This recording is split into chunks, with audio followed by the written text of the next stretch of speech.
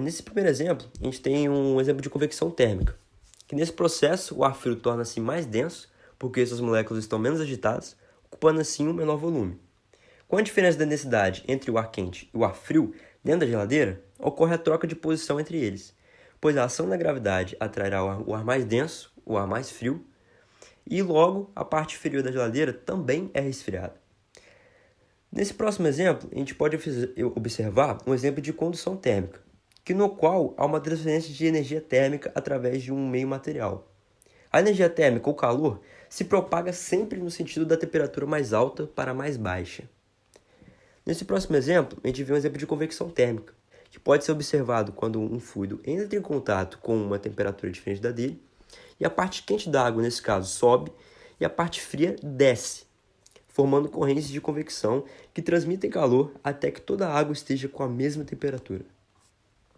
Nesse próximo exemplo, percebemos uma propagação de calor por meio da irradiação, ou seja, que não precisa de material específico para ocorrer transferência de temperatura. Nesse caso, acontece a partir da radiação solar, que nos transfere calor.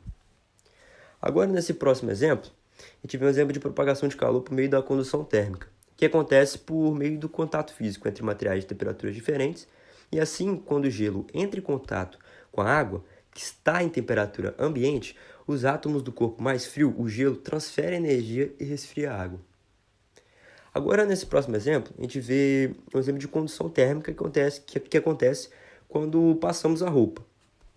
Isso, pois quando o ferro elétrico em alta temperatura entra em contato com a roupa, ocorre a transferência de calor por meio do material. Agora, nesse próximo exemplo, a gente vê a brisa marítima, que no caso é uma convecção térmica, que a terra aquecida aquece o ar sobre ela, e este ar aquecido, porque fica menos denso, forma correntes ascendentes de convecção, dando um espaço para que o ar sobre o oceano se desloque para um continente, criando a brisa marítima. Agora, nesse próximo exemplo, a gente vê o exemplo da Air Fryer, que é uma irradiação térmica, que é o ar que é jogado a temperaturas extremamente altas dentro do objeto que faz o alimento ser frito, e o ar tem a mesma função do óleo. Próximo exemplo, que é uma garrafa térmica, que no caso é uma irradiação térmica, e a parte interna é uma garrafa de vidro com paredes duplas, havendo quase vácuo entre elas. Isso dificulta a transmissão de calor por meio da condução. As partes internas e externas da garrafa são espelhadas para evitar a transmissão de calor por meio da irradiação.